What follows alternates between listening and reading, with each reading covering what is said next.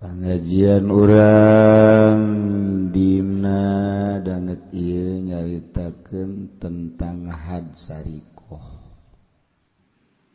nyaritakeun tentang had nu maling.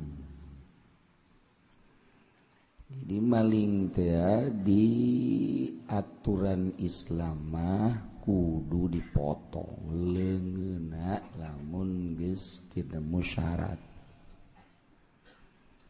Sedangkan di Indonesia mah lamun dilakukeun ieu mimiti pejabat areueuh leungeunnan parotong kabeh ka presiden dipotong. Ju budak-budak karyawan sawareh-sawareheuh potong. Di lembur deui nu ngalanggur parotong.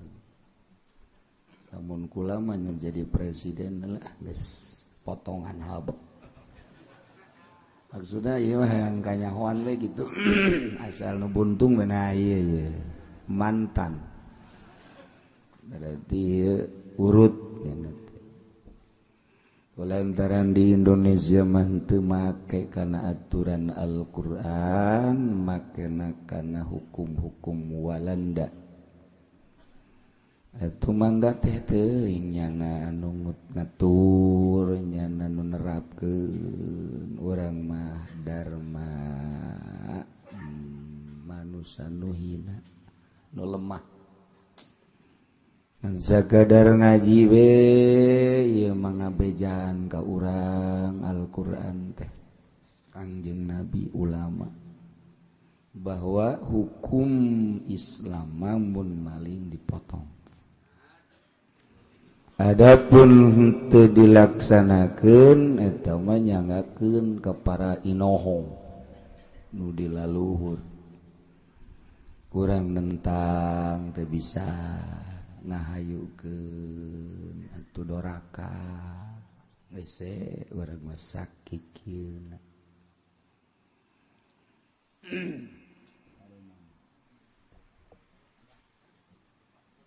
Pareuman. Oh itu.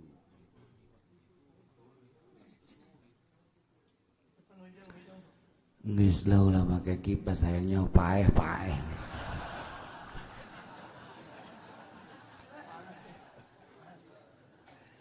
Jangan dahar uduk geus, ngopi geus, ngarokok geus. Nasehatan awak. Cenah kiai ge makan henteu ulah pajar make henteu tang aya angin setik kumaha salah.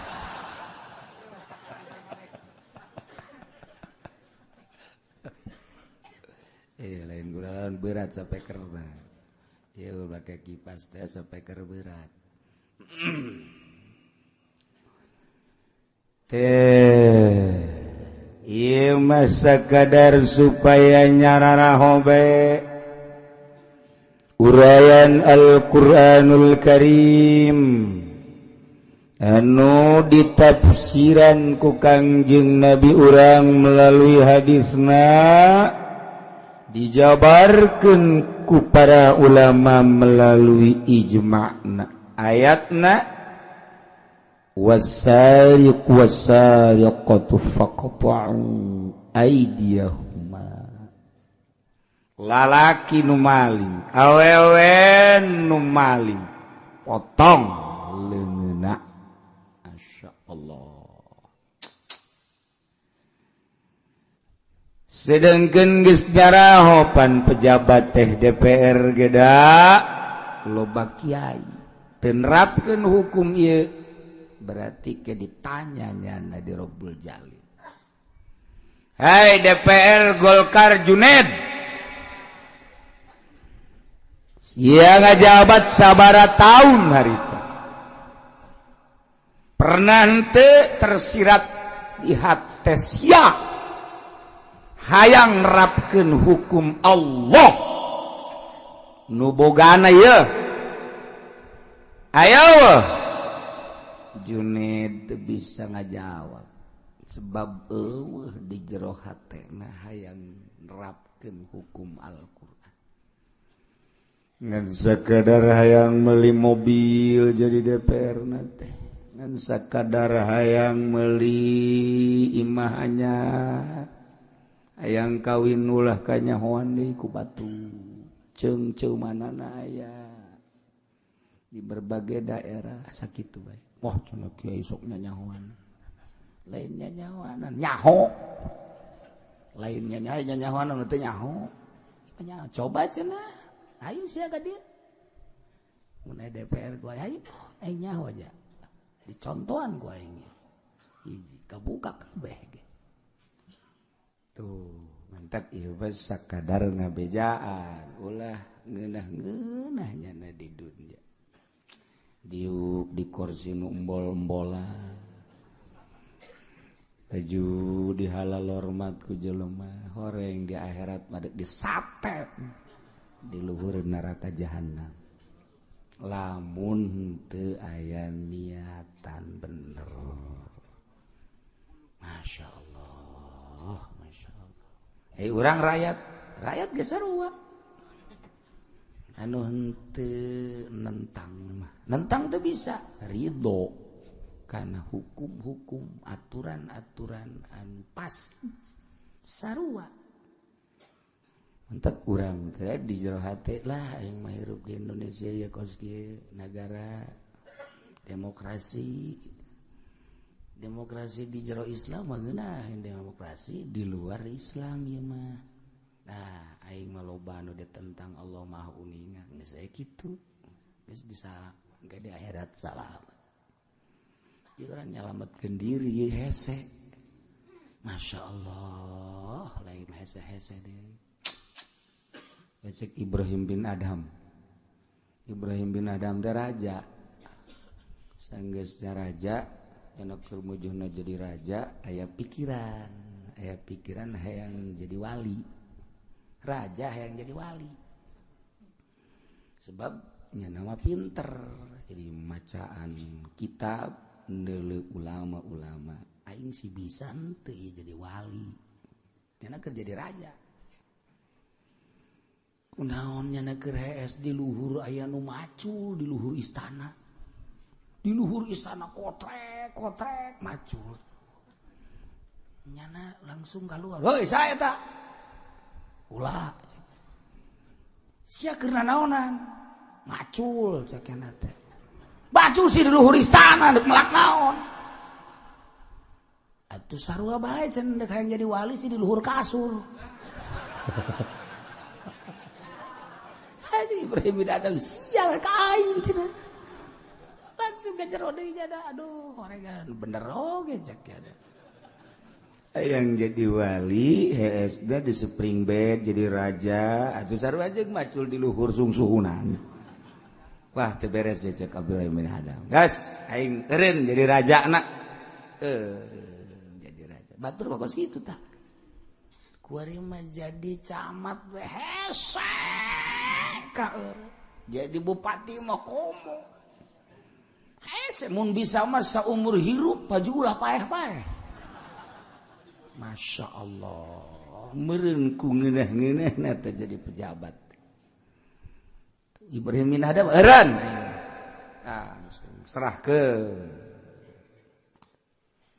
serahkeun terus ibadah can ngeunahkeun leuh bae ibadah teh begitu can ngeunahkeun leuh bae ibadah naon ieu si panyakit aing make can ngeunahkeun leuh bae ibadah padahal jabatan ku aing geus dibikeun tahta geus eueuh tapi aing can ngeunahkeun leuh bae ibadah aya jelema keur ngagoler BHS make pakaianna tembal tepi bareng nyeuleuh nya pakaianna masih pakaian urut di istana keneh. Oh ieu moal salah langsung dibuka kunyana piceun nyana nyokot baju nu jorek pangjoren rada tangeunaan tapi can nikmat keneh wae teh ibadah berangkat deh nama terus embung kapanggih jeung jelema hayang kapanggih ge jeung Allah urang mah barang bisa ngaji hayang kapanggih jeung jelema embung kapanggih jeung Allah kah cenah kos kitu amat teh buktina hayang diondang eta teh gampang hayang gampang jeung manusa nu kos kitu teh aya ku di jelema aya tuh eta panyendinya menerima pendaftaran siswa baru ngajauhan Allah teh kos kitu teh lamun basi kene menerima siswa ajaran baru kan jadi jelema beneran tama kakarak jadi ririwa tama ririwa jelema berarti kan hayang jeung jelema cenah kiai ge ieu cenah loba jelema dia tuh baralik sia lo sia diondang teu ku aing dititan teu sia ku aing mah ngaji duaan we jeung musonib ye sia na bae kadadari ieu ya ku aing diondang teu ku aing mantep ku aing sia dicararekadan bae mabur sia ka ditu ulah ngaji ka dieu kunaon jadi ka diri deui tuh entah aing mah teh hayang aing mah dia cenah aing mah minggu hareup moal ngaji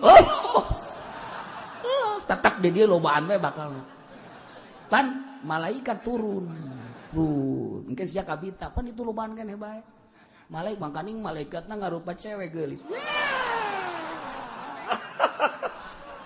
tungtung nama sia ngaji ka dia hayang ngadeukeutan eta dah hese kos kitu mah hese semua ka udah ulah dihayang-hayang dunia datang sudah dihayangan ge dunia teu daek datang atuh si mah hayang sih kan ulah hayang hese cenah ge eta lah tanda urang jauh kene jeung Allah hese cenah eta ulah hayang dunia jauh kene berarti urang jeung Allah sakitu bae ukuran aing sih jeung Allah deket apa jauh tanya diri sendiri sia awak resep kene teu ka dunia coba deuleu tah inopa nu anyar resep teu sia resep jauh berarti sia jeung Allah sakitu bae geus ulah hese-hese tuh deuleu tuh urang Uzbekistan geulis ka deuleu sia haju sia resep jauh sia berarti jeung Allah puguh resep ka dadamelan Gusti nu bagus bersyukur lah podol sero sia kalau bersyukur segala naon tuh Ibrahim bin Adam masih kene can nikmat kene bae ibadah naon si aing ye takarak neuleuh jelema kadeuleuna dahaga jas nginum padahal aya batok aya gelas tapi nyana make leungeun bae nginum ditanya kunyana Pak eta nginum make leungeun bae padahal batok aya timba aya gelas aya wawadahan aya kok make leungeun isin ka Gusti leungeun masih keneh bisa digunakeun make pelantara anu sejen keneh wow atuh isin ka Allah nah ieu guru aing ieu cenah ieu guru aing ieu karak mantep ye tuturkeun ku aing sia karak urang mah lain pan ngamun make anu gelas bagus bode sok bode kalapa gelasage tah nyuguhan kiai gelas sok bode jasa meureun dianggap kiai teh beuki nginum meureun sial jasa teh jelema yaun jana bahwa kiai beuki nginum padahal mah kiai si eta ya Allah ya Rabbi tah set baju geus cumplang-campli nginum geus tilok make wadah kuari jabatan geus ditinggalkeun tahta harta wabeh batang karak ka Allah karak nyai-nyayan ngeunaheun ibadah masyaallah cak Ibrahim bin Adam mun nyaraho kabeh jelema nikmatna jeung Allah niscaya moal hayang jelema kana dunia geus manggihnya geus usul ilallah nanya di dinya lempang barang lempang hareuda eueuh cai begitu asup ka pakotaan nah aya ye kolam renang ieu nya langsung we asup ka dieu dijaga tek Pak ke mana mun cek ngomong urang ieu cenah panas awak rek mandi mayar di dieu mah lain semata-mata asal asup mandi mayar nyana ngaragap teu boga duit langsung di dinya blek ceuriknya ceurik tukang mayarna ge dinya kaget cerik los teu boga duit moal koe meuli asup bebeja ka bosna aya nu ngabejaan bahwa aya jelema teu boga duit hayang mandi tapi nyana teu boga duit heulah cek bosna beuki ceurik bae cerik aya jelema nu dek mandi datang ka dinya nyahueun ieu Ibrahim bin Adham nyahueun bahasa itu aya bapak kunaon ieu cerik dek mandi cek kana teh ya tapi teu meunang nu mandak teu meunang eueuh jang mayar hayo kukula dibayarkeun hayo pangbayarkeun embung hayo dipaksa ge embung teu kula kunaon atuh bangke ceurik sapira mandi terus lobaan teh jelema nongton Ibrahim bin Adham ceurik kulantaran deuk asup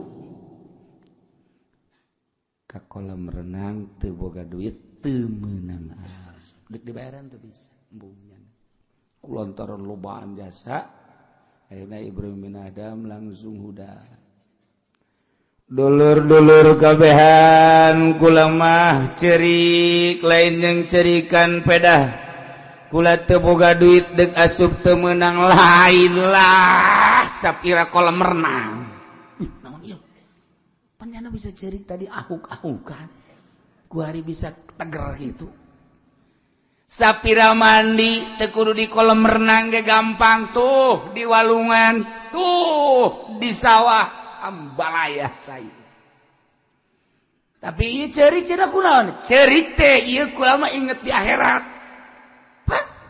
ketika kula hayang ka sorga kemudian jang meulina kudu bogana dilarang setiap jelema teu boga jang meuli teu meunang asup tah nu dipikiran ge goblok kabeh tararungkul nya cenah sapira kolam renang geus pikiran ku sia berangkat deui nya kos kitu wali mah ngecohkeun urang ngagocek-gocek nyana gagocek cenah sugan urang pajar heueuh bae teu boga duit jang mayarna ceurik horeng nyana mah mituturan ka urang di dunia ge teu boga duit deuk asup ka dinya hese lah padahal mah teu sabaraha ke di akhirat ketika batur arasup ka sorga lantaran aya jang meulina urang ketika nuturkeun hayang ka sorga tanya salat eueuh tanya zakat eueuh tanya puasa eueuh tanya haji eueuh aya ge riya malulu gambrung ieu eueuh jang meuli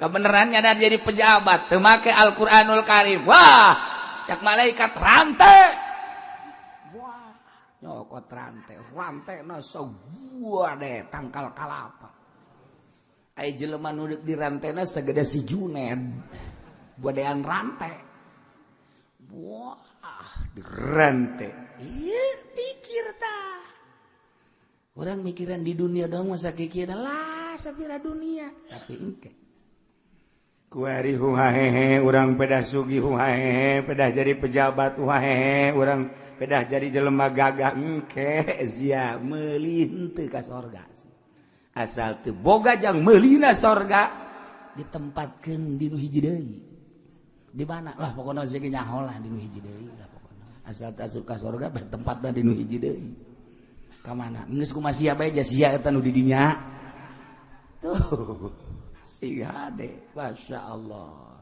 tah ieu ge sedang pamarentah majang asup ka sorga ge ku teu nerapkeun hukum qot isariqah meujeuhna DPR dikerebekeun di neraka ku eueuh niatan hayang nerapkeun hukum qot isariqah bejeutna sakitu ilmu aya di nyana wawasan aya di nyana Al-Qur'an ge aya nu talar DPR teh bupati ge loba nu talar Qur'an tapi eueuh niatan tersirat di jero hate hayang nerapkeun hukum qot isariqah sedang jang modal asup ka neraka jahanam alhamdulillahirabbil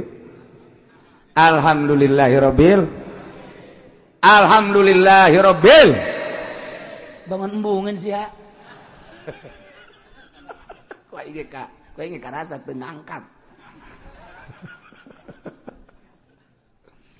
teu isi hade le ulalala ayo ku Al-Qur'an insyaallah sakadarnya hobae kecuali kula nu jadi presiden cek kula ge lamun kula nu jadi presiden WH wakilna geus mantep kula eureun nya jadi presiden demo ku urang ku kabeh mun teu bener mun bener terus ya Allah ya Rabbi walau sarqa rubu'an sabikatan la yusawi rubu'an madruban falaqata lamun zain maling seperempat anu bangkalangan nu teu ngakuran kana saperempat nu dicitak fala qat'a fil asahi can wajib diqat nurutkeun ceuk kaul asah naha lantaran can diteliti seperempat nu bangkalangan teh keaslian emas nah hiji nomor kadua can diteliti harga nyitakna sabaraha jadi besi teu akur dina urusan keaslian emasna can diteliti ongkos nyitakna sabaraha sebab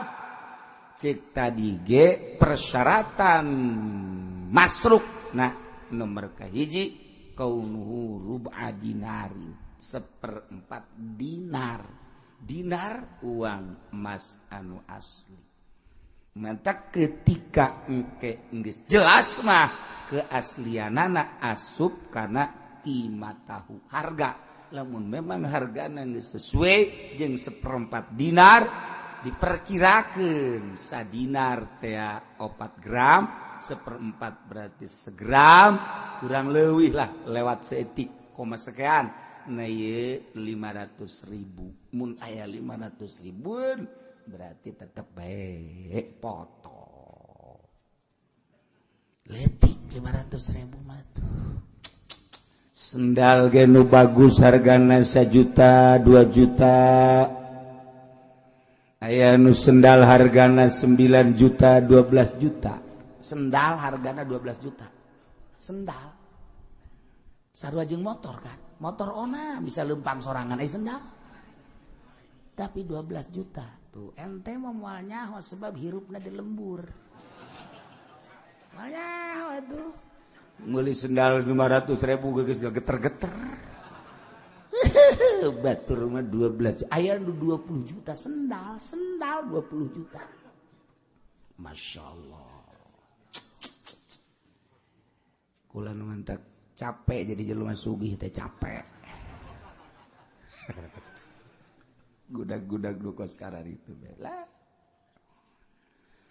tololna urang mah ai sendal buatan manusia dibanggakeun sakadar jang nutupan suku ai suku buatan Allah teu ditapakuran goblok teh coba sendal nama di mahal-mahal 500 sejuta 5 juta 10 juta 20 juta dibangga-bangga bol ditunang diteneng ieulah buatan Jerman ditunang diteneng ieulah buatan Paris ditunang diteneng ieulah buatan Belanda bol dibangga-bangga ditunang diteneng ieulah buatan Amerika katoel saeutik ku batur marah sendal ku mahalna jadi kebanggaan ai suku buatan Allah teu dibangga-bangga goblok teh sukuna tah banggakeun ai ngabanggakeun suku kumaha atuh di mana waktu salat wuduan kumbah jacak anu bogana eta suku lain nu sia nu aing dur waktu salat lohor aing gara kumbah ku sia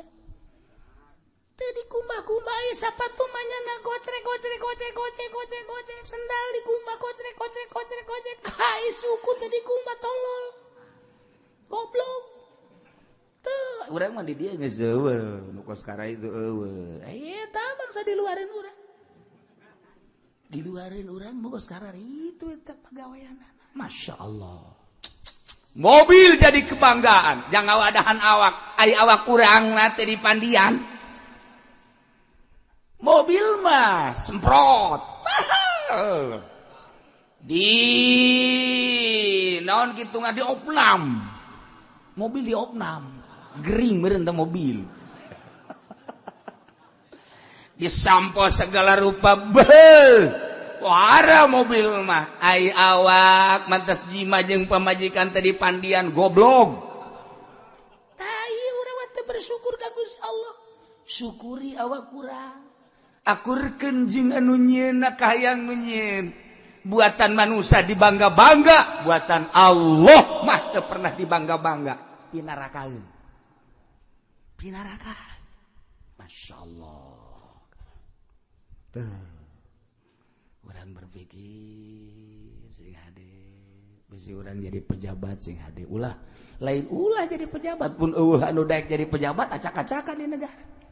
Lain ulah jadi polisi mun eueuh nu jadi polisi teh kumaha ke pamalingan. Ya pamalingan manu nangkepna kudu nu maling deui.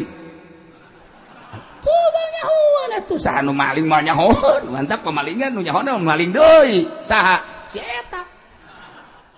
Antep bae. Da cek polisi teh kok sembarangan, henteu sembarangan. Ngan aya nu maling nak maling bebeneran, aya nu maling okos lalagaan. Okos lalagaan padahal mah malingna mah kencengan nyana. Jeung nu pamalingan biasa. Ci pancen kieu sambarangan. Aing ge cak rombongan nyana. Aing ge cak rombongan nyana. Rombongan nyana ngomong, maling na carana kieu. Madak jelema hayang jadi kapolsek emang kumaha? Beut tekananana terhadap bawahan. Madak jelema hayang jadi kapolres emang kumaha? Lebih dahsyat deui. Mata kain jadi kapolda emang kumaha? Raja koang-koangnya. Tah nu mantek indahna jadi kapolda, kapolres, kapolsek. Tetep teh tanyakeun coba ge ka bawahanan. Lain maling sih naon? Nah, mantek maling teriak maling. Atuh geus. Jadi lamun eueuh polisi, hese nu nangkep mamalingnya. Kitu ge lain ulah jadi abri. Negara nu kumaha nu sanu ngabentengi urusan kekuatan luar lamun abri kumaha pertahanan luar abri pertahanan dalam polisi lamun eueuh eta acak-acakan negara urang kudu aya tetapi sing hade geus jadina sesuai henteu jeung aturan Allah Subhanahu wa taala sakitu doang Masya Allah. Lamun eueuh nu jadi bupati atuh engke acak-acakan SPPT sakieu aya ge acak-acakan. Kumaha mun eueuh? Tah nyana kapan utar aturna. Aya camat kepanjangan tangan ti bupati, aya lurah kitu keneh sarua geus ku ayana lurah diharapkeun rapi SPPT teh. Rapi persertifikatan teh.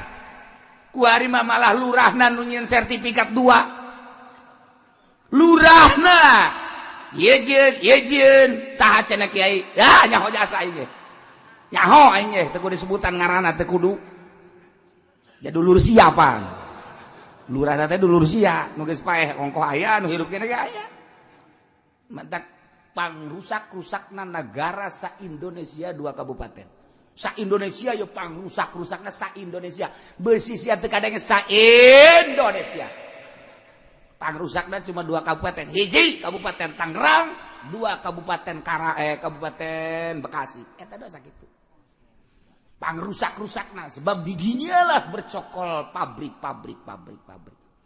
ketika datang pabrik pembebasan heula ketika datang pembebasan nu geus dijual teh pan hayang dijual deui nu geus dibikeun teh pan hayang karaih deui anu geus dihibatkeun teh pan hayang kacokot deui anu baheula geus dibagikeun ku aya babagi deui kasus numpuk berkasus kan eta kabeh ka lurahna kaduluranna kababaturanna kadeuketanna jieun bae kurang-kurang iman nama kos kitu 2 kabupaten sak Indonesia teh Tangerang nomor 1 hebat Tangerang teh nomor hiji. Tapi bang acak-acak adalah nomor kedua Bekasi. Eta pang rusak-rusak nasa Indonesia teh kira-kira ya bang. Masya Allah. Tak alhamdulillahirabbil.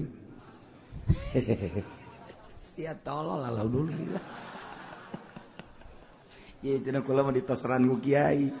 Ada itu dicemes mah moal toser.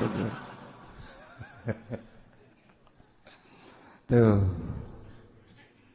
Supaya orang bari berpikir ya kan bulan Rewah saeutik di bulan puasa supaya orang bisa horeng ibadah teh supaya ulah loba ta'aluk nyangreud patali jeung makhluk jeung dunia rada lepas-lepaskeun saeutik urang teh resep daek bakal menghadap ke Allah.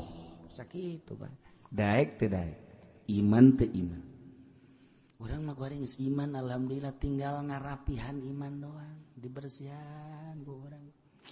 Hayang bagus ge batu cicit teh di naon ngaranna?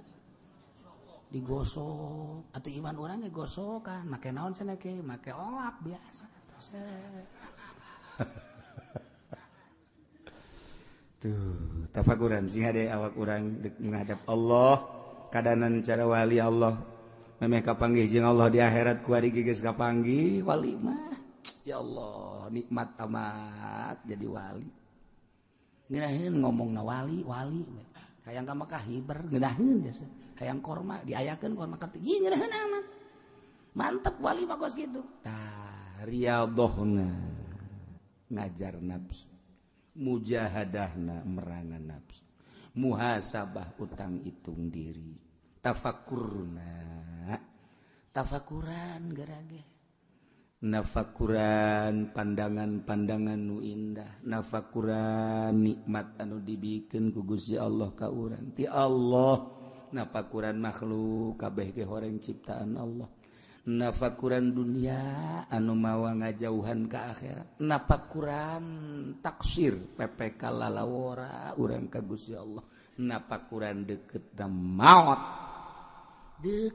maut eta salengkah dua lengkah kapanggih tafakuran gerage tuh lamun urang sering kos gitu nafakuran moal jadi urang teh moal hayang sugih ketika jadi jelema sugih barahan. Urang teh moal hayang jadi pejabat ketika urang jeneng jadi pejabat janang Allah urang teh beneran utar aturna dina jabatan urang sesuai jeung aturanana. Masya Allah urang lamun jadi kiai embung urang jadi kiai embung tapi ku Allah dijenengkeun jadi kiai siga hade jadi kiai ulah ka batur mah dulur siga hadenya ulah sok nonton TV di imahna 124 im dulur ulah sok ieu nya ngreditnya haram mobilnya can anggeus teh kiai tolol tah kos kitu tah kiai tolol dulur sing ade lamun peuting tahajud ja pugunya main catur bae kiai main catur ditanya kiai kok main catur menghilangkan stres ambo ai kiai mah ngahilangkeun stres bae atuh zikir baca Quran ieu lain catur.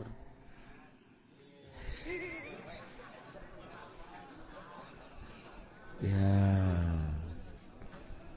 Walau sarokodanani razanlah fulusan la tusawi rubu'an quti'a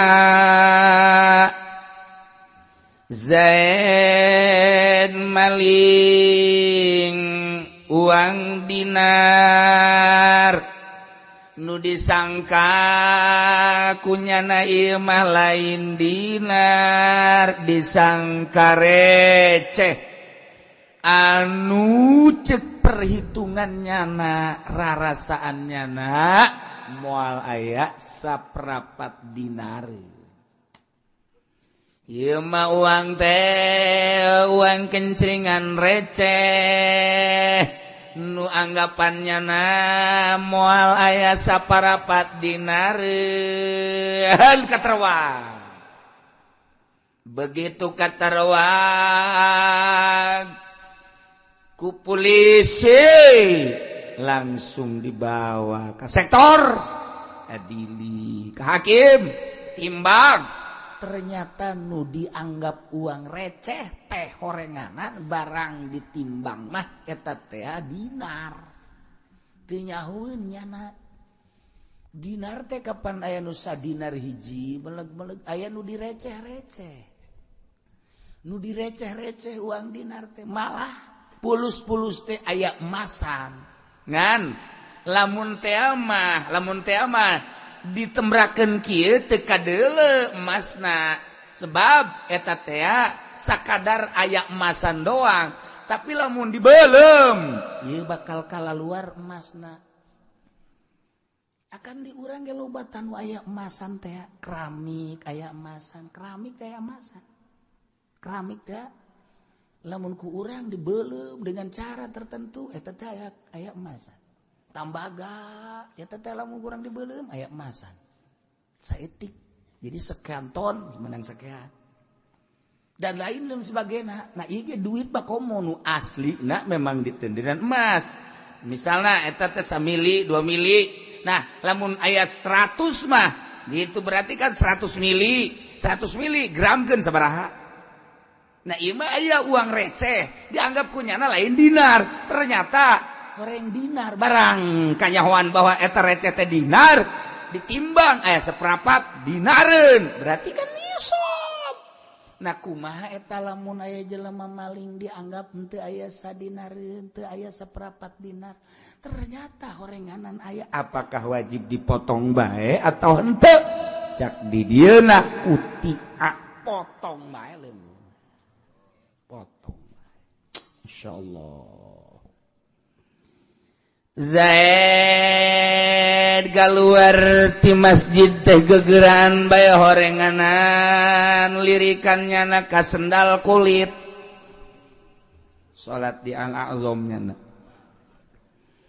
atuh gegeran bae dibungkus lumpat ka nyahoan ku polisi katewak polisi bae nyahoan lamun urang naik motor aju urang teu boga SIM nyahoan nya nyahoeun sebab naon kagetna urang kaget eta ilmu jiwa teh geus datang ka dieu polisi mah nyahoeun wah ieu mah teu mawa SIM wah ieu mah teu mawa STNK wah ieu mah mawa nyahoeun sebab beda kan jelema anu mawa STNK jeung SIM tenang naik motorna malah nangtangan hayu sia polisi hayu sia tuh kan tenang tapi lamun nyana teu mawa beda polisi nu mantap coba ente mun naik motor teu mawa SIM kemudian henteu mawa STNK tapi ongkos nu mawa bae mal ditangkap ge ente teu mawa SIM ente teu mawa STNK aya polisi tenang we moal ditangkap nyahoeun polisi ge boga katipu berarti polisi ya tuh kula ge sering baheula keur ngora mah ye keur ngora kula tilok mawa STNK tulok kan aya polisi ye tenang berarti bogaeun cek padahal bang geus datang ka ditu katipu jana. Ya. Masyaallah.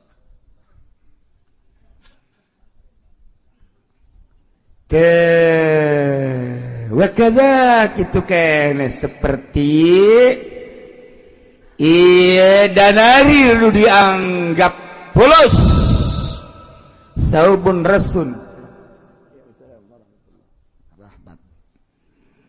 sabun rasul pakaian anu pinuh ku tambal tepil dipaling ternyata fi jaibihi tamamurubin jahilahu dina kantongna atawa dina leherna ternyata horeng aya kesempurnaan seprapat emas anu nyana teu jahoeun cek urang mah maling baju jore ternyata aya emasan emang dina bajuna atau dina kantongna ternyata aya 1/4 dinar nyana teu jahoeun tatep bae potong. Masya Allah. Para jamaah kaum muslimin wal muslimat rahimakumullah, kamari rombongan simkuring ziarah ka Uzbekistan ka Imam Bukhari, Abu Mansur Al-Maturidi, Abu Laith As-Samarqandi, Bahauddin An-Naqsyabandi, Baba Syamasi, Mahmud Amir Kulal, kemudian Qasim Syekh, putra daripada Syihabuddin As-Sahrawardi yakni Zainuddin As-Sahrawardi, jeung sejen-sejena alhamdulillah selamat anu ngaping selama di Uzbekistan. Ieu ngaranna Koh Roman, saudara Koh Roman. Koh Roman ieu bisa berbahasa Indonesia ngan ke Malaysia. Selama di ditu nyana nu ngaping, nyana mantan tentara Rusia, termasuk Intel. Jadi begitu kapanggih di Tasken jeung kula langsung sa mobil nyana, terus selama di mobil ngobrol-ngobrol cek urang rada lain deui mah ngobrolna ieu. Rada beda jeung Haji Pedi mah jauh ye. Wah pengalamanna pohara ye. Selama di ditu terus kakara kadua PG nyana geus ngomong saya pengen ke Indonesia ke rumah Pak Uci, nyana nyebutnya Pak Uci bae. Sebab nyana kulana bergaya tentara di ditu. Untuk bergaya kiai, jadi jangan ke Pak Uci bae. Kula kanyana Pak Karoman, nyana ka kula Pak Uci geus. Cukup sakitu ge untung disebut bapak ge. Wah. Ya, nyana lah tak akhirnya sababaraha kali 5 kalingan ka dieu mah endek bulan Ramadan. Patali jeung salah sahiji rombongan Haji Zainal Muttaqin eta muriang kena serangan jantungnya nu ngurus. Kemudian setelah ngurus kami membalik, ialah nganterkeun Pak Zainal. Kemudian Ki Hima Zainal gegeran we langsung ka dieu. Amari. Jadi geus 2 poe di dieu kesulitan daharnya. Lantaran jana rombongan jana jeung pamajikanna jeung dokter jeung pamajikanana. Jadi urang mah di dieu ngadahar sanggungeunna nyana henteu. Sebab urangnya di ditu nyana mah cek jana roti teh roti gandrungeunna cek urang mah japal. Kula di ditu saminggu di paraban roti bae. Nah, bagian nyana kuari. Isuk-isuk dibere wudu kayo sia. Yang nyawa coba ya kadaharan Indonesia wuduk ya tetap jangan ngadahar wuduk jeung anggur model kan orang mah jeung endog tempe nyana jeung anggur. Ini bahasa daerah ya. Jadi sekarang ini gayib lalakon zarah nyana anu ngaping. Jadi kebetulan pada hari ini dia ada di sini, entah mau berapa hari wallahu alam. Rasa bangga kami atas anaon gitu ngaranna kedatangan Pak Kahroman, maka Pak Kahroman saat ini supaya memberi komentar minimal perkenalan ta'aruf dan selanjutnya dipersilahkan untuk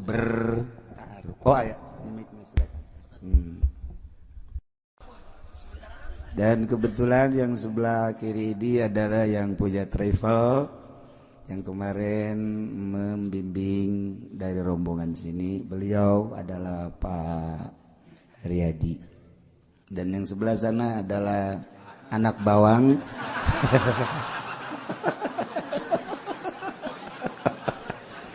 Yang cuma ikut-ikutan doang. Ya alhamdulillahirabbil alamin. Jadi nanti rencana akan ke Uzbek lagi sebab belum ke Imam Tirmidzi. Jadi insya Allah saya atau KB keluarga rencana akan ziarah ke Imam Tirmidzi yang kemarin tidak terjangkau sebab waktu terlalu sempit sebab dari Bukhara masih 500 kilo. Jadi Imam Bukhari alhamdulillah sudah, tinggal Imam Hakim Tirmidzi di kota Termez. Mentak ia datang ke haul supaya nyeng celengan tikuari kersa poe 100 baik 100 perak jadi gitu mal keberangkat gitu urusan anak ternyata lain boga jeung teu boga duit bukan ternyata satu bagaimana kecintaan yang kedua bagaimana digupai nyawa digupain tuh jadi digrokeun da ku nya adalah digrokeun ya alhamdulillah henteu mah sanajan boga duit sebab kamari anu daftar Kiai Haji Jamaluddin itu kemudian Haji Pandi kemudian Haji Dalim dan lain-lain sebagainya nyana henteu meunang pisa jadi sababaraha urang nu kamari boga duit teh geus heula tapi teu kaluar pisa yen teu berangkat. Itulah urusan jeung wali mah kos kitu bentar kararese. Urang Banten, urang dieuna mah sering ka Banten. Urang Banten mah can pugu zarah eta ka dinya. Tuh, geus kitulah jeung para wali Allah masing hade. Kitu lain di Cilongok urang memanang ngaraji, urang Cilongok na ge ngaji. Sarua di Cilongok mah hebat mah, ngan bari dagang gitu ngajina. Masalah.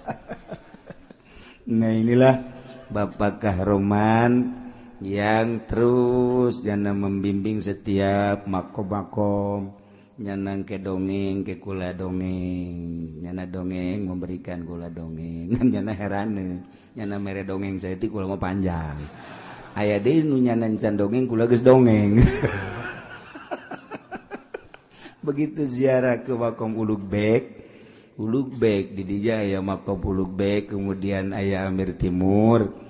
Nah, cekula di sini nih Pak Kahroman, ada gua ke bawah, di situ ada manuskrip. Nyana kageteun, nyana can ngomong gula geus ngomong. Wah, ya kata Pak Kahroman, ini pintunya di sini. Nyana cuma menunjukkan pintunya. Jadi dari situ dari pintu ke bawah terus sampai 13 meter. Engka terus ke handap deui terus 15 meter. Ke handap deui terus sampai 3 kilo. Itu terketahui dari salah satu kitab Naqsyabandi. Saya punya kitab dari kitab Naqsyabandi. Jadi uraian-uraian wali-wali Allah aya di salah satu kitab Naqsyabandi. Nyaritakeun tentang Naqsyabandi, Bahauddin Naqsyabandi. Guruna Amir Kulal, guruna naon gitu Baba Syamasi, guruna terus Mahmud kabeh, teh kitabna mah leutik ngan bahasa Turki. Teh tempat Kiai ngarti, geus wallahu alam teh moga teh. Atuh di Indonesiakeun. Data aya ada satu kitab kecil, iya ya. Jadi Ulug Bek boga naon gitu ngaranna manuskrip anu supaya ulah terserang ku Moskow, ku Rusia ulah diacak-acak ditendeuna sepanjang 3 kilometer di bawah tanah dan dia amanat wasiat Uzbekistan ketika nanti dijajah oleh negara manapun lawan menang dan kalah urusan Allah tetapi kelak engkau akan membangun Uzbekistan, tengoklah di bawah tanah sepanjang 3 kilometer. Di situ akan ada rancangan-rancangan politik, ekonomi, budaya. Ternyata horeganan ieu Uni Soviet membuat ulang alik menang tidinya. Nyeun Apollo menang tidinya. Yang senjata nuklir menang tidinya. Untung eta teh dibuat 3 tahap, 1 tahap, 2 tahap, 3 tahap. Nah, ieu nyana sugan teh mah geus eueuh kahandap kakarak setahap doang geus sakitu hebatna. Setahap dianggap geus eueuh deui, dicokot ku nyana manuskripna. Nah, eta teh Moskow nu sakitu hebatna menang ti Uzbekistan. Tinggal 2 tahap deui, encan cek nyana nanti lu. Cek Uzbekistan bagian gua. Nah, kuari asal dibebaskan ku Moskow ku Uni Soviet nyana bakal membangun anu luar biasa. Aya sejarah di dinya mah. Gitulah engke sejarah di Bukhari diceritakeun antara Sungai Sehun jeung Zehun. Jehun anu disebut mawaroan nahri anu engke ku Kangjeng Nabi dicaritakeun pangheulana sabada kiamat nu hudang hiji ahli kubur Mekah, nomor kedua ahli kubur Madinah, nomor katilu mawaroan nahri itu di Uzbekistan. Di pangheulana hudang engke pakah roman. Ini urang mah eleh ya. Engke nya pakah roman ge mana Haji Pendi kan gitu. Iya, mau apa ini? Itu neraka tuh. Nangke urang cerita di Qurtubi ada. Cerita tentang pangheulana nu hararudang, na ieu lah aya nu mawaroana hari ke insyaallah ketika tepat dina waktuna dina babna. Itulah para jamaah kaum muslimin wal muslimat rahimakumullah, sangat menarik tentang Uzbekistan sebab urang berpatokan akidah Abu Mansur Al-Maturidi di ditu kula geus jarah kamari. Aya deui fikihna Abu Lais As-Samarqandi di ditu ngarendeng kuburanna ngahiji. Kemudian Imam Bukhari rujukan dari seluruh imam Sahih Bukhari, Muslim, Tirmidzi, Tazkiyah didinya kene sarua bae. Kemudian kitu Bahauddin An-Naqsabandi anu di Indonesia Qadiriyah wan Naqsabandiyah, aya nu Qadiriyah unggul, aya nu Naqsabandiyah unggul, kabeh eta Naqsabandi di ditu huluna Bahauddin An-Naqsabandi. Setiap ahli thariqah setiap malam Jumat pasti hadiah ila hadarati ruhi Naqsabandiyah, Qadiriyah wan Naqsabandiyah, eta di antara Bahauddin An-Naqsabandi. Masya Allah, kuburanana di ditu aya, masjid tuana aya. Nah ya tinggal nu encan hiji Zulkarnain pernah kawin di ditu horeng di Uzbekistan. Nu engke urang mun maca dina surat Kahfi aya Iskandar Zulkarnain. Nah, dari Bukhara ke situ berapa kilo? Ke Zulkarnain 1000 kilo. 1000 kilo. 1000 kilo. Aya Gunung Sulaiman. Jadi Kanjeng Nabi Sulaiman pernah singgah di dinya Gunung Sulaiman di Uzbekistan sarua bae. Masya Allah, jadi negara nu sangat bersejarah. Nah ye masih kena aya rencana insyaallah endeu ka Uzbekistan deui. Sebab can anggeus can tamat lalakona ieu ziarah-ziarah ka ditu. Hendak cek ulah ge dimumiti ku ari nyeng celengan. Sapoe 100 perak. Ya. Iya, dipersilakan untuk Pak Kahroman. Mau ada kelanjutan kemana? Enggak kemana-mana. Ke Jakarta aja berapa? Ke Jakartanya dari sini. Oh iya, termasuk. Ya, satu lagi saya ngaji. Terserah mau di sini apa mau di sini aja. Ya, saya baca satu sedikit lagi. Wallahu a'lam bishawab. Bismillahirrahmanirrahim. An Jabir riwayatkan Sun saking Ki Jabir radhiyallahu taala anhu muga-muga nilar bendu safa Allah taala alaihi mahalur ya Allah anhu saking Jabir gula halang Jabir ing lafal kana Rasulullah anna sabagang jeung Rasulullah sallallahu alaihi wasallam yukabbiru iku takbir ya Rasulullah ala janaizina ingatase pirang-pirang janazah ingsun sadaya arba'an ing papat wa yaqra'u bi fatihatil kitab lan macaya kangjeng Rasulullah kalawan Fatihah kitab fi takbiratil ula ing dalam takbir kang awal rawahu Syafi'i wis ngariwayatkeun hu ing hadis Syafi'i Imam Syafi'i isnadin dhaifin kalawan isnad kang dhaif.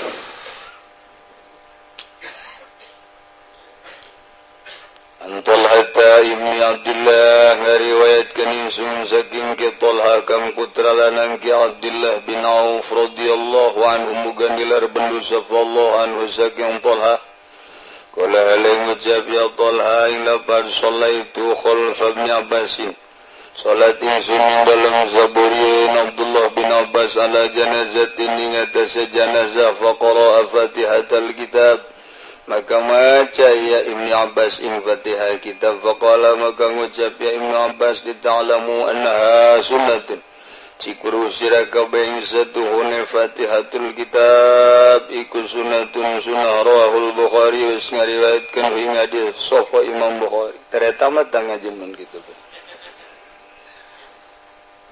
Dua hadis nomor 142 jeung 143 diriwayatkeun ti Jabir radhiyallahu taala anhu. Urang asal ngadenge Jabir inget ka bahwa Kangjeng pernah dijamu ku Jabir. Nu pamajikan Jabir masak ngan setengah liter didahar ku 700-an. Iyalah Jabir Masya Allah karim. Urang mah 5 liter ku 2. Poha. Gusti Allah karomah mukjizat makoski. Lamun baheula ki khairun mah ditungtut ku pamajikanana lantaran hajatan kurang daging nya namanya cak bodogol cau. Dicacak jadi daging. Urang mah Masya Allah daging nu aya ge hareuras. Taruas. Itu mah rasana jadi rasa daging ya Allah ya Rabb. Ingat bahang keur ka mana keur ka NTB disuguhan dahar ternyata seungit daging horenganan sarua teu bodogol cau. Jadi di NTB teh disuguhan bodogol cau tapi rasa semur. Urang mah semur rasa bodogol cau. Dibalik. Ilah Jabir. Bentuk di kalangan ahli hadis mah lamun aya santri datang mawa adrahi, lain adrahi disebutna di ahli hadis mah Jabir. Kitu teh di pasantren hadis mah budak oi mana Jabirna. Gitulah gara-garanya nyuguhan jadi adrahi mun di dieu timbal mun di Garut mah adrahi. Lamun di Jawa di pesantren ahli hadis ngaranna Jabir gitu.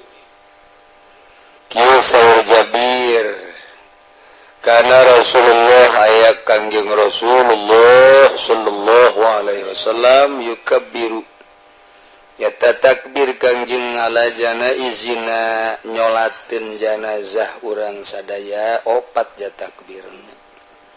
Aju dina takbir awal maca Fatihah. Dak ditenden lah ku urang Fatihah teh dina takbir awal.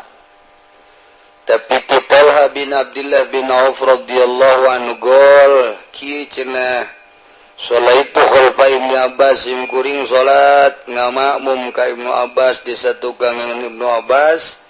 Nyolatin ala janazah faqara maca Ibnu Abbas Fatihatul kitab begitu takbir maca Fatihah tapi beres anjeunna nyarita faqala li ta'lamu sunnatun sing nyaraho aranjeun kabeh Fatihah ieu teh sunnah rawahul Bukhari.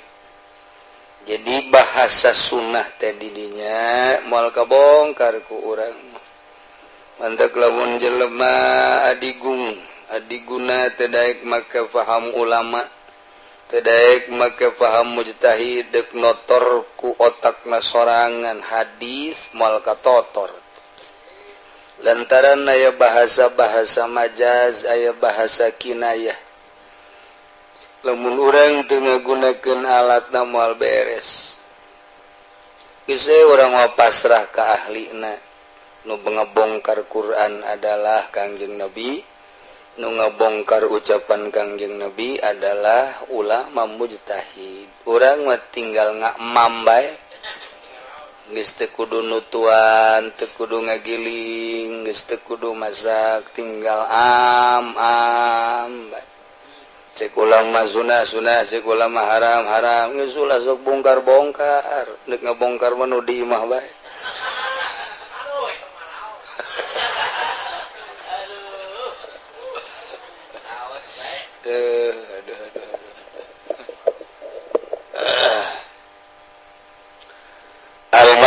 ijmali utawi kilaiki kumana kang bangsa kesimpulan yakhtalafa ulama perebutan sabang ulama fi ma yusra'u dalam barang kang den syarakeun yama minal qiraati saking qiraat fi salatil janazati dalam salat janazah faqala al imamani maka ngucap sapa imam rarasah asy-Syafi'i wa Ahmadu Tigasa Imam Syafi'i lan Imam Ahmad tajibu qiraatul Fatihah wajib apa maca Fatihah ba'da takbiratil ula ing dalam sausana takbir kang awal. Cik Imam Syafi'i berikut Imam Ahmad bin Hanbal dina takbir awal wajib maca Fatihah.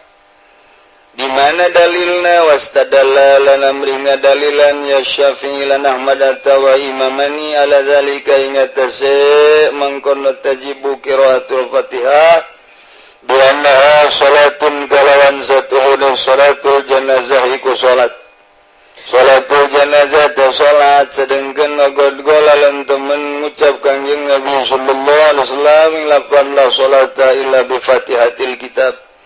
Orang salat iku sanging kalawan Fatihatil kitab gampang aya geus dibongkar mah ku ahli najah lantaran salat janazah eta salat keneh sedengkeun ceuk Kangjeng Nabi la salata illa bi Fatihatil kitab teu sah salatna kecuali maca Fatihah geus atuh diterapkeun fahiya dakhilatun tahtal umum fahiya maka utawiya salat iku kang manjing dalam asar-asar yang umum. Jadi asup kana umum bahasa salat janazah, salat biasa. Diswabi qauli fil haditsil ati al-hasunatun lan kalawan ucapan Ibnu Abbas ing dalam hadis kang bakal teka anna hasatuhuna Fatihatul kitab sunatun iku sunah minas sunah atawa iku tetep saking sunah. Wa fi riwayat Hakim wa hadza wa fi riwayatin mahaq aw minal haqqi atawa anha hakun tadatu hadzalan utawi iki hadis yu'ayyidu ikum watan yadza wujubaha ing wajib Fatihah jadi lain sunnah mudah maksud sunnah lantaran cenah liana sunnatah ya tariqatul malupah kedasatuhuna sunnah iku taya sunnah iku dadalan kang den tah eta kang den demenkeun kang den lemeskeun kang den demenkeun sunnah geus atuh berarti sunnahna di dinya bimana majaz bimana tariqatul ma'lufah tetep wajib tuh ai ku batur mah dibongkar teh kos itu wal haq wasabit lanu teh haq iku asabit tukang tetep geus lamun aya bahasa tadi bahwa Fatihah teh eta haq berarti tetep geus dua kekuatan hiji kekuatan dalil la salata illa bi Fatihatil kitab nomor kedua ngabahasakeun sunah teh tariqatul malubah nomor katiuna hakna bi bana sabit de kurang kumaha cek Imam Syafi'i Waqala Malikun wa Abu Hanifah lan ucap sapa Imam Malik lan Imam Abu Hanifah laisa fiha qiraatun paranana ikut tetep ing dalam salat janazah apa qiraah ulah maca Quran ulah maca Fatihah tekudu lian al maksud mina doa ulil mayit nasatuh dan maksud kandan sejamin saking salatul janazah iku ngadoakeun kada mayit jadi maksud ku salat janazah teh kapan doa teh ngadoakeun ka mayit atuh astadalu lan ambe dalilan ya Malik lan Abu Hanifah bi qaul Ibnu Mas'ud kalawan ucapan Ibnu Mas'ud cak ngucaping laban lam yakid lana Rasulullah arana ngawaktu-waktu kada ingsun sadaya sapa Kangjeng Rasulullah sallallahu alaihi wasallam qiraatan ing qiraatu salatul janazah ing dalam salat janazah cik Imam Malik jeung Imam Abu Hanifah langsung sambarangan ngawajib-wajibkeun lantaran Kangjeng Rasul untuk pernah ngawaktu-waktu kana maca dina salat janazah sugan aya waktuna sugan aya perintah nu langsung teh aya ulah sok jujurkan jadi berarti nya nama nganggap bahwa sudah biasa endek bae manggah henteu bae masalah geus lamun teh mah urang nyalateun mayit teu maca Fatihah atuh sah bae jasa kadar doa ieu kitu Malik jeung Imam Abu Hanifah. Jadinya nama nu diperebutkeun teh hukum, aya di urang mah nu diperebutkeun teh pilkada. Ngobrol kiai jeung ustad maning mananya. Cek aing mah jam maning nu itu. Emang kudaon atupan eta mah kitu. Cek aing maning nu eta. Emang kudaon pan eta mah kita. Ya diuruskeun teh nu karar itu we. Masyaallah. Oh, batur mah hukum diuruskeun teh. Tapi teh eleh ulama ge jah hukum geus aya nu ngurusan atuh tinggal nu kieu bae. Sabodo sia tuh. Cak nu saurang dicak aing mah mamana ge sarua, dek nu itu kitu, dek nu ieu kieu mana nu gede merena bae. Eta teh nu rada akur mah. Nu merena gede bae teh mah. Tinggal tunggu kehancuranana. Intaha ustutuk apa. Insyaallah Gusti baheula deres antara nu milih bupati teh DPR teu kacaut ka bawah daging gitu. Hartina kiai mah kiai bae mararna paling disumbang-sumbang bae nu hancur teh. Kuari mah tu ieu biung pan kiai teh nyekel bendera masing-masing, foto apa gede-gede di hareup. Wow, masyaallah di imahna ge di hareupeun imam make chatna ge koneng. Mere chat koneng. Ya Allah, kula itu asup ka imah kiai haju dibere nginum. Eta masyaallah hiji tatakanana koneng. Geus kaharti wah ieu. Ya, wara jasa. Tapi eta bener sekian tahun yang lalu kuari geus eueuh santri hiji-hiji acan. Teu baheula eta. Dakwahna kiai teh teu kudu ngomong make tatakanana koneng. Ya Allah, ya Rabbi. Teu kudu ngomong diantepkeun we, geus kula teu ngomong, nyana teu ngomong. Aduh, tapi kuari hancur. Asana kuari mah ganti meureun nyana teu koneng meureun nyana. Umari mah asana nyana teh warnana ungu eta. Atuh Alhadin sawa tah mah. Gusti Allah, mana ya di antara dua mazhab, wa mazhabul awwalain ahwatu lanu teh mazhab kang awal karone iku kang leuwih hati-hati. Nu leuwih kuat mah adalah mazhab anu awal ialah mazhab Syafi'i. Italah nu ku urang diparake sadumeh urang mah mazhabna mazhab Syafi'i. Kitu nu diperebuteun teh kos kitu. Pakuat-kuat dalil at-tahlilul labziyu wallah